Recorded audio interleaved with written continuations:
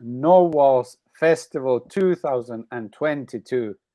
My name is Markus Vähälä, hailing from Finland, and this year's festival is all about transformations.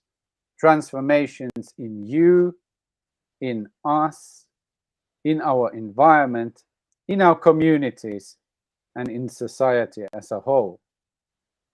Today, we are being transformed by Theatre Workers Project. Theatre Workers Project strives to transform public understanding of who formerly incarcerated people are. They do this by providing opportunities for members of the carceral and re-entry communities to express their stories through theatre, movement, and writing. They work to break isolation through artistic transformative justice practices.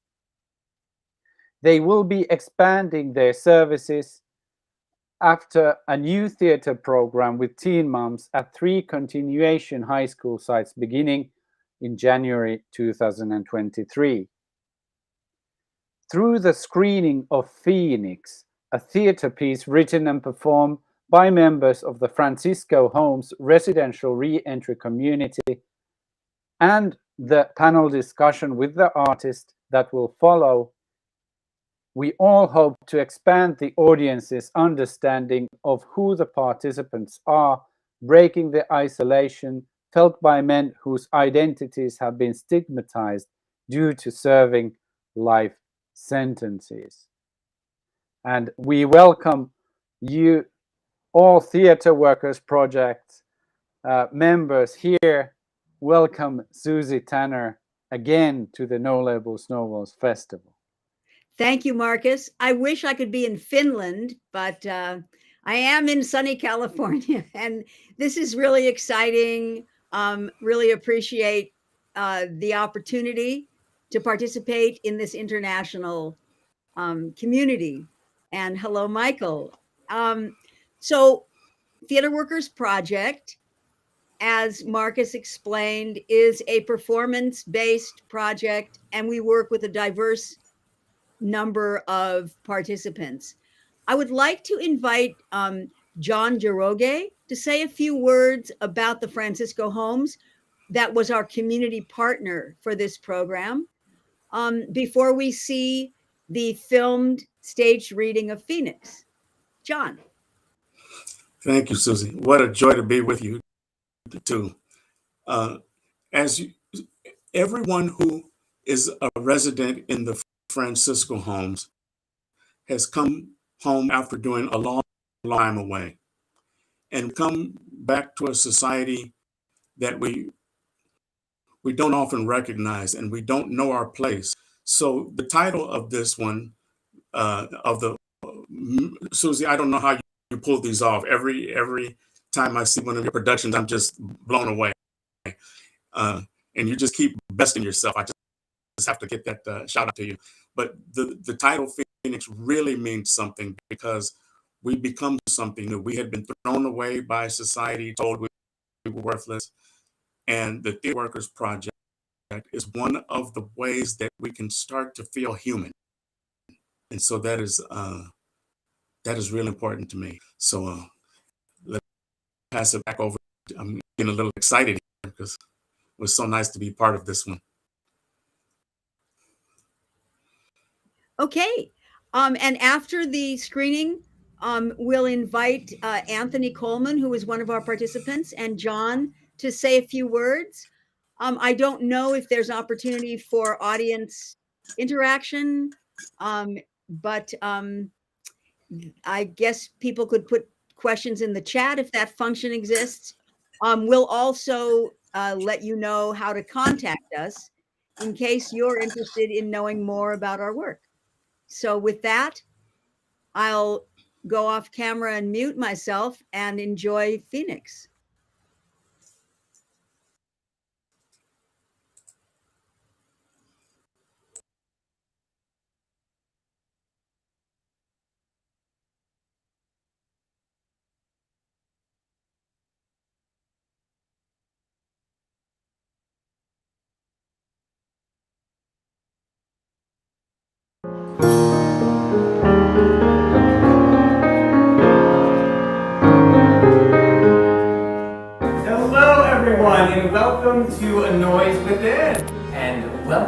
to Phoenix.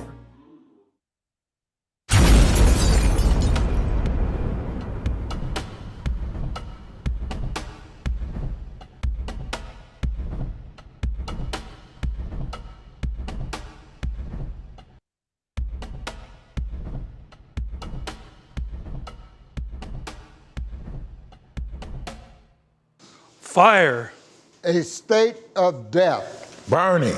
the flames, Devastation, loss. in that pyre. I was burned. Start of disaster. Flames are licking, Confused, scared insatiable flames. of the human spirit. The death. No hope.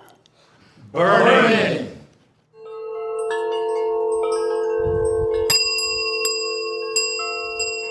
I see Myself. who has lived too close to death. A middle-aged African-American man. An introverted traveler. Hardened like steel. Struggling all his life. I see lines of stern resolve. I see sleepless nights. The roads are deep. A seed that was never supposed to grow, cast into a concrete gutter, discarded. A seed that could grow no fruit.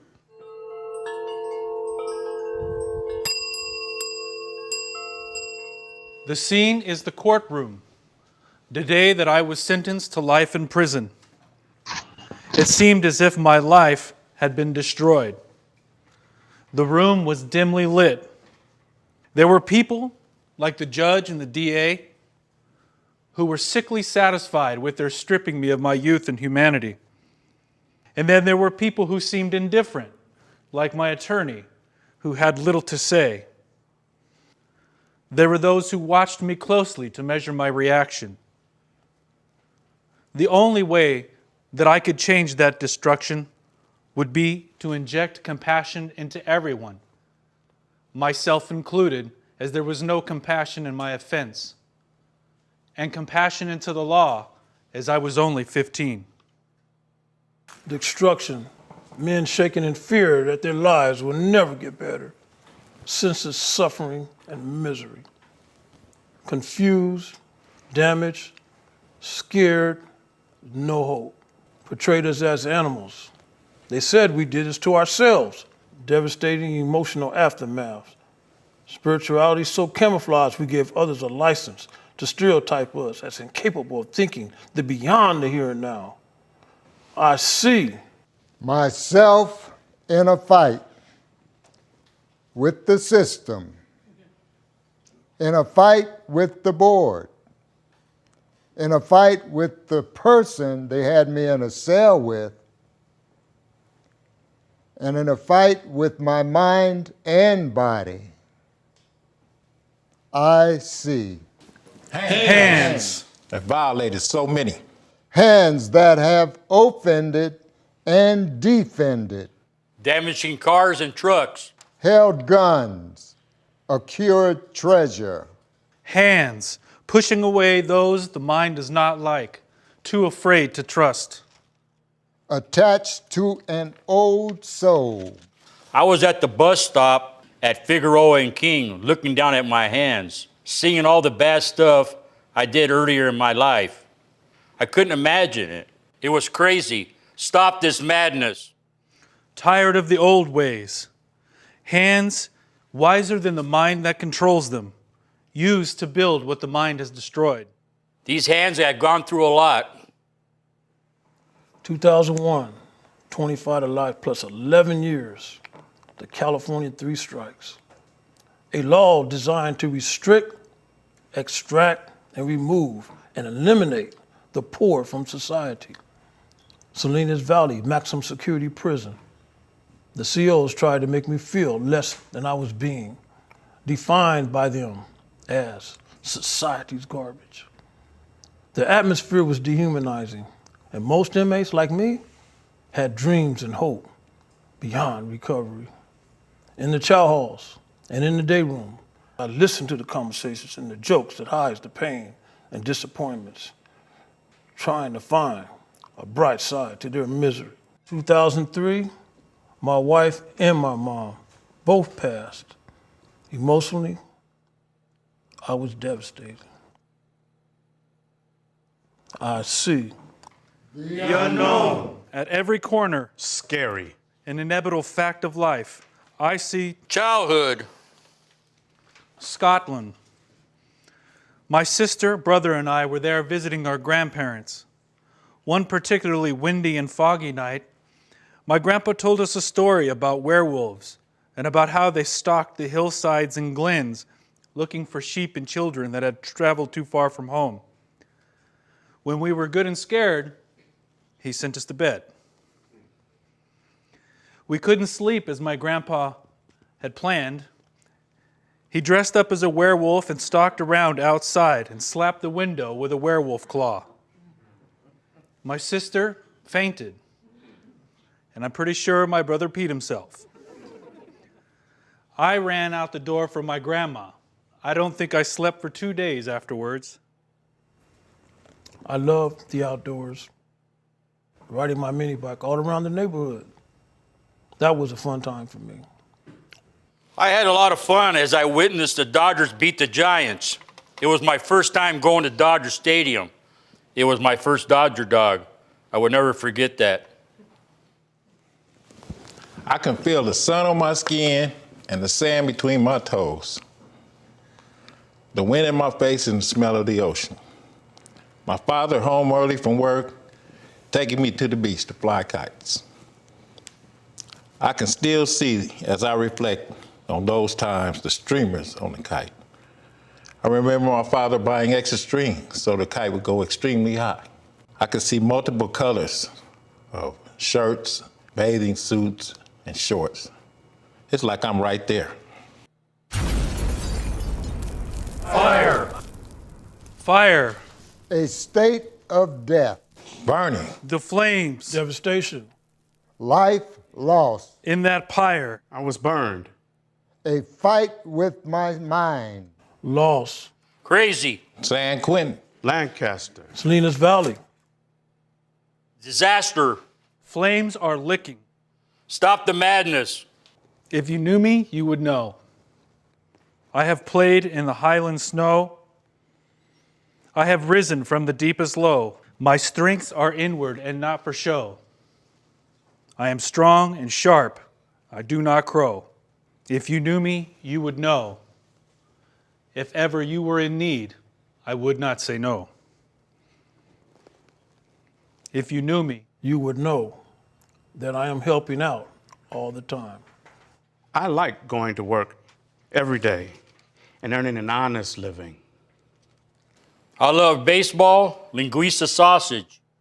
If you knew me, you would know. If you knew me, you would know I'm a kind, giving person. If you knew me, you would know my word is my foundation. If you knew me, you would know I honor the God of creation. I'm loyal beyond cessation. I'm glorying in freedom's emancipation. If you knew me, you would know I'm not a bad person.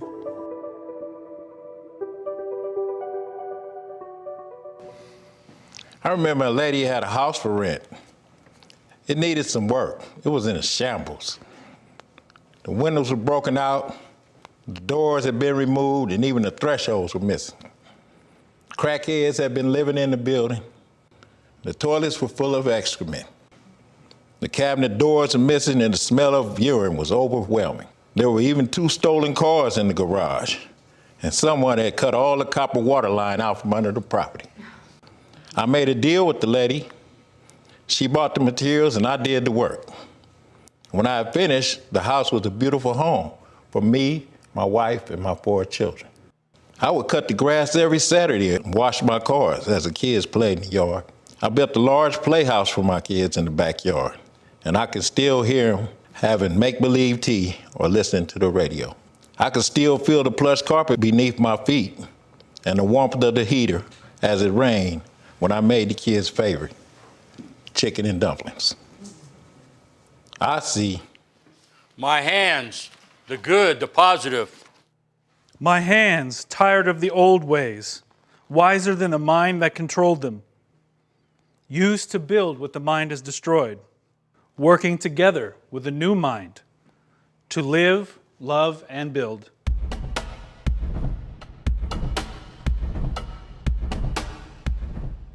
As 25 sets of eyes gazed upon me, I felt hot as my palms grew sweaty. That was my class presentation. In English 101B at San Quentin State Prison, we read a piece called Descartes' Meditations. In the reading, the subject questioned his beliefs and the significance of reality. He analyzed things as tangible or just thoughts. It reshaped his being. I realized that could be me. I never considered having a choice over the things I did or the way that I felt. Using myself as an experiment, I found that my beliefs were not of experience, but of subjectivity. I was living off what I saw or what someone had told me. I began to change my attitude and my way of thinking.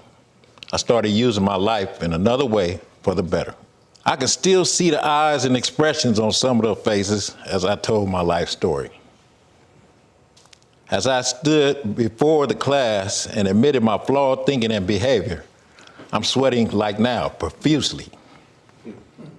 I received a standing ovation for the class and an A+.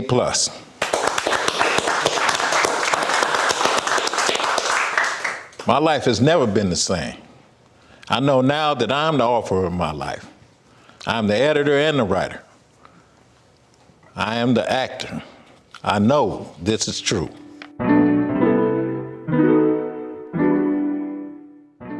The earth is turning nonstop. True. Change is the only thing permanent in existence. True. Nothing stays the same for 2 consecutive moments. Pain is true. I'm alive.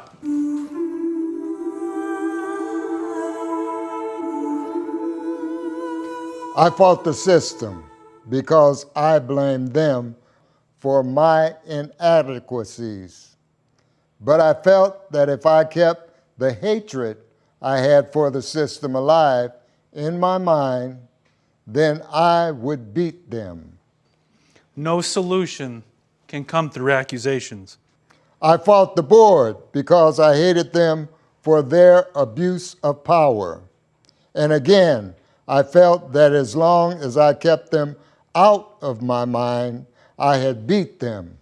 I had won. People have more power over their fate than they think. I fought with my cellie to be humble and not let him get in the way of my path to freedom.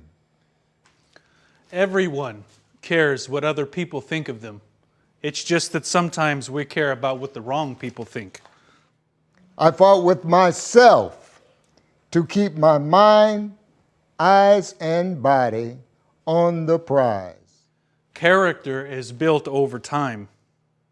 I was helpless then, and I wish that I had the knowledge and strength I have today, because I truly would change the outcome. Personal responsibility is the gateway to self-control. I have changed. I realize the value and importance of life in me as well as others. Life is a learning process from beginning to end. Never stops. After 7 years of incarceration, I found myself hanging around men who were thinkers. I always wanted to think before I act. After about 6 months of groups and long conscious conversations, I then decided to plant my seeds in the soil of freedom. The ultimate sacrifice was change. This is true. What goes up must come down. True. Gravity, nature, hate, death, life, feeling. I know that people judge you on your past and not who you are now. Everyone will die. Our lives are only as long as the next breath. God, heaven, Satan, COVID-19, inflation, prison, and racism. Human spirituality is dim. Karma is true. What goes around, comes around. I have an opportunity to build a better life for myself and my family. Everyone needs help at one time or another. This is true. I see A rainbow. change. Out. We experience how change makes us feel. New sounds, cars, birds, roosters, dogs. Let go of those self-defeating behaviors.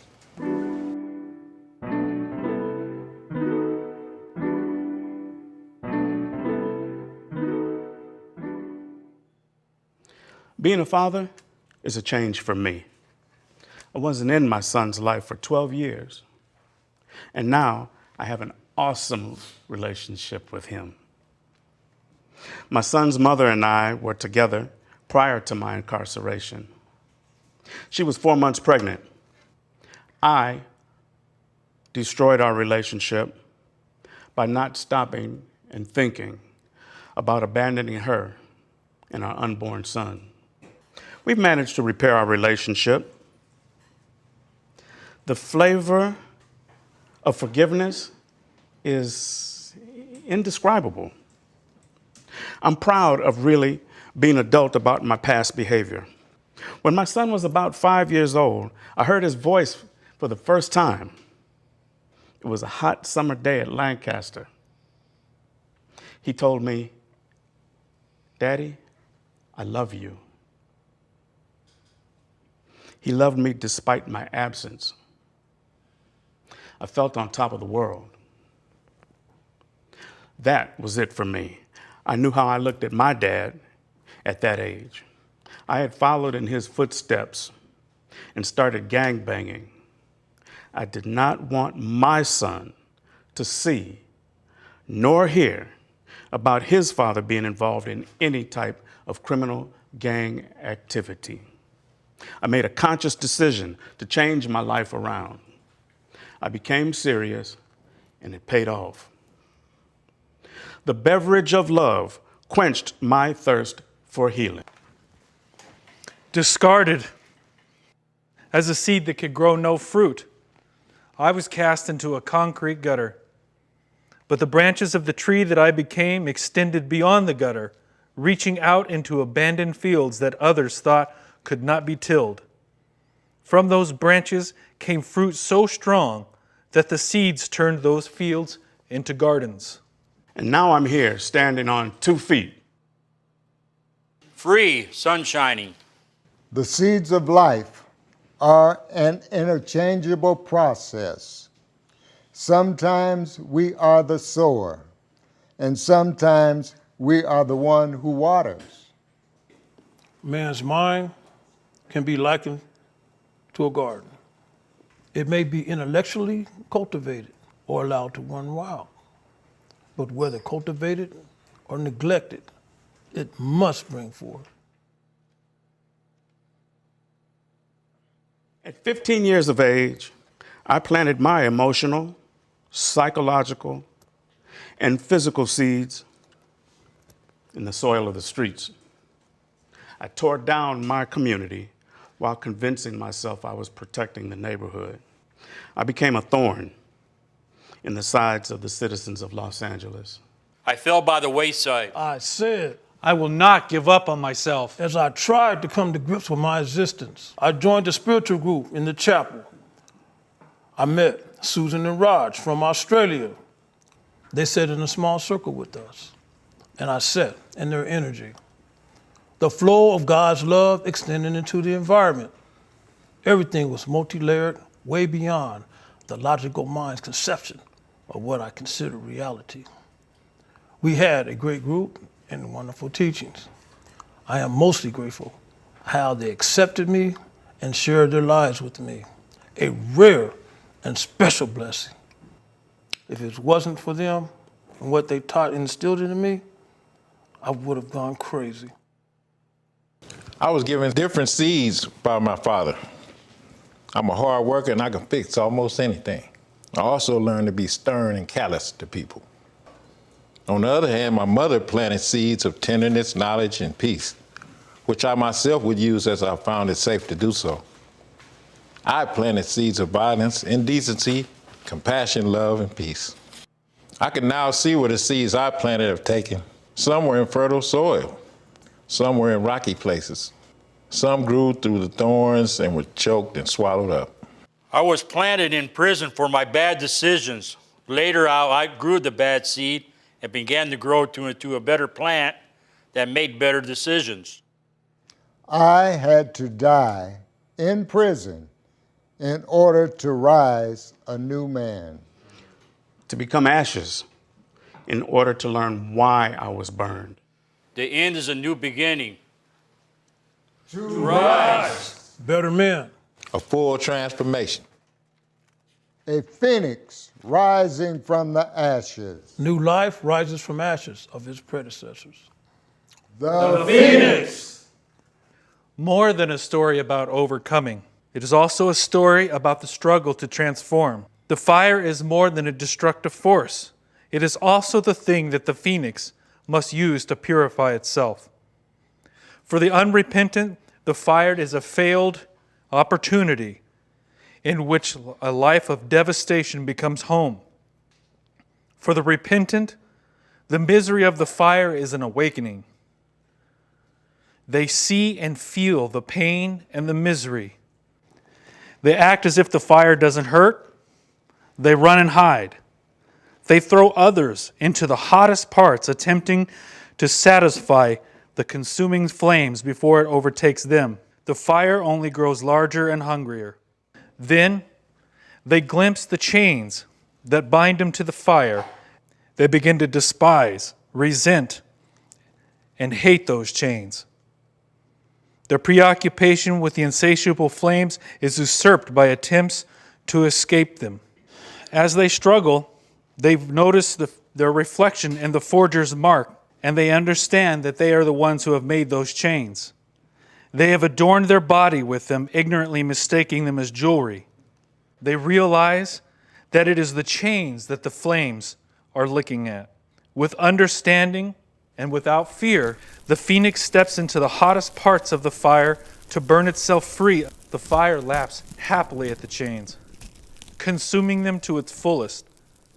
With the chains of the past and all that has made them melted away, the fire subdues. All that is left are the ashes from which the phoenix emerges. Emerging. A symbol of hope, renewal, rebirth, solitude, and grace. Mental freedom has given me new eyes to see the vibrancy of life. I had a tattoo on my back, and over time, it didn't represent who I had grown to be. So I had a red phoenix tattooed over it.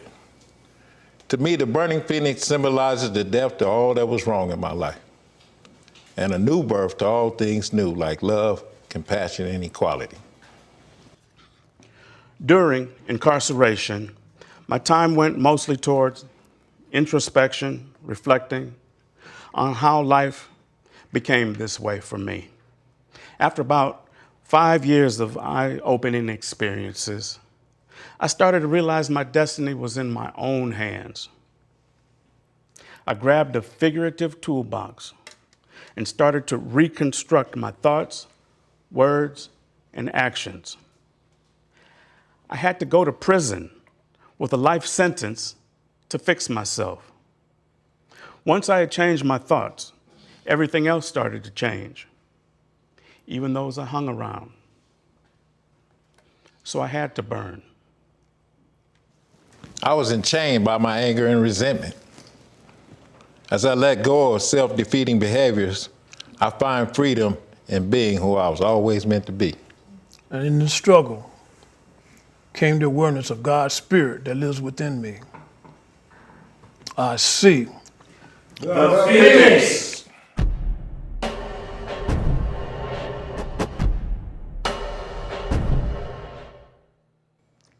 I always thought I could do anything I wanted to do And if there was a price to pay or a consequence to pay, no problem. Do it and keep on pushing. I adopted the mindset that I could get out of anything I got myself into. And I didn't have to change anything, especially the way I thought. Somewhere along the way of doing 35 years, I came to the realization that I was a hurt individual, and I thought it was all right to hurt others. I don't fear the unknown anymore. Change is inevitable. Some people say that only the strong survive. What I come to find out is those who survive are those who are most amenable to change. If we're too rigid, we break like glass and shatter into the swirl. So I become flexible and amenable to change. Most of the lessons I've learned are no longer necessary for me to survive. I'm a very different person now. Back then, wreaking havoc all over the place, I didn't have the tools. I know now that I'd learned from my mistakes. The Phoenix gives mankind hope and urges us to fight on. It asks us to keep up the human spirit. I said, I would not go back. I have lived too closely to death. I said, I will not give up on myself. freedom! Basking in the brightness. I see a handsome face, so humble and full of grace. I see a little hesitation. I see there's no time to waste. I see a dark-colored beard that's soon to be gray. I see optimism, enthusiasm, and determination. I see motivation, love, joy, and peace. An extended hand for anyone that's in reach. I see my dad, my brothers, my son, my mom. I learned. my thoughts are always changing. All people who leave prison are not free, I said. I've really changed from 14 years ago. I like the roar of the crowd, but not necessarily crowded places. I've learned that I can fit in and not stand out. Although I'm 38 years of age, I want to be a son mama's proud to look at. Be a son that holds his own. The world is full of an endless supply of interesting people and places. I said, Freedom! I respect it and I honor it. My word is my foundation. I will be here for you. I'm a very different person now. The emptiness is gone. I see freedom, justice, equality. I am forever grateful. I see the universe.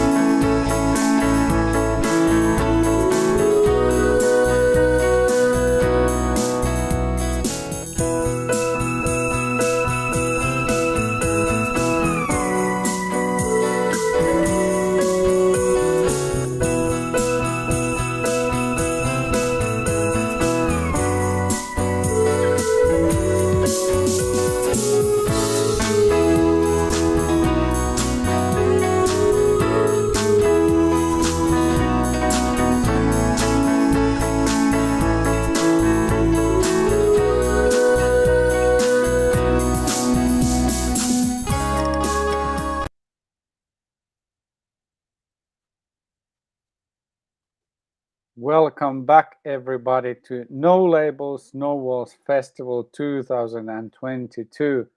My name is Markus Sahala. I'm from Finland. I'm hosting this event together with my colleague Michael Bierman from